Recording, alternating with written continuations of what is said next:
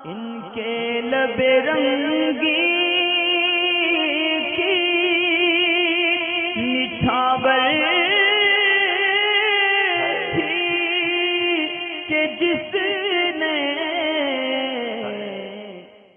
एक इस्लामी बहन ने ये पूछा था कि काम वगैरह घर के निपटाने की वजह से जो है थकन ज़्यादा हो जाती है, रात को 11-12 बजे तक फ्री होते हैं और फिर सहरी में जगना होता है और तरावी छोड़ भी नहीं सकते, तो ऐसी सूरत में क्या तरावी को बैठ के पढ़ सकते हैं? यानी इतनी थकान हो कि खड़ा होना दुश्वार हो तो क्या तरावी बैठ के पढ़ेंगे तो तरावी अदा हो जाएंगी या फिर नहीं होंगी? देखिए, तरावी के बारे में हुक्म ये है कि नमाज फ़र्ज़ और वाजिब के अंदर क़याम जो है वो लाजमी होता है कि इसमें खड़े होकर ही पढ़ना होगा और बग़ैर खड़े हुए बग़ैर उज्र इसमें अगर बिना मजबूरी के खड़े होकर नमाज अगर आदमी ने नहीं पढ़ी तो नमाज उसकी जो है वो नहीं होगी। हाँ, अगर कोई मजबूरी है बैठ के पढ़ेंगे तो फिर ये नमाज फ़र्ज़ और वाजिब भी हो जाएंगे। मगर इनके अलावा तमाम बल्कि सुन्नत फ़जर भी इसी में शामिल है कि उनके अंदर भी क़याम जो है करना पड़ेगा। अगर बहुत सख्त मजबूरी है तो बैठ सकते हैं, वरना नहीं, इनके अंदर क़याम जो है वो ज़रूरी है। इसके अलावा तमाम जितनी भी सुन्नतें होती हैं, सुन्नत मौक़दा हों या गैर मौक़दा हों या फिर नफिल हों, वो तमाम नमाज़ों को अगर बैठ के पढ़ेंगे तो नमाज अदा हो जाएगी, मगर ये कि सवाब के अंदर कमी होगी।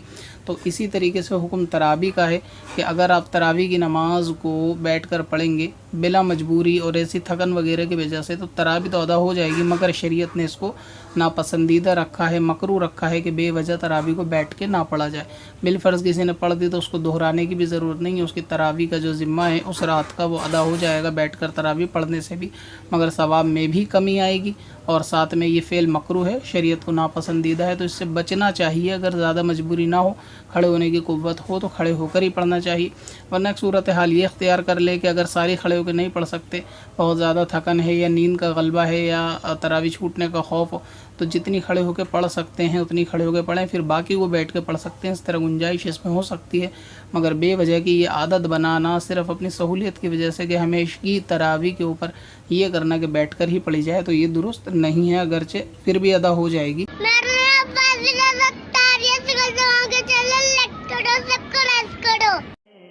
पत्थर में असल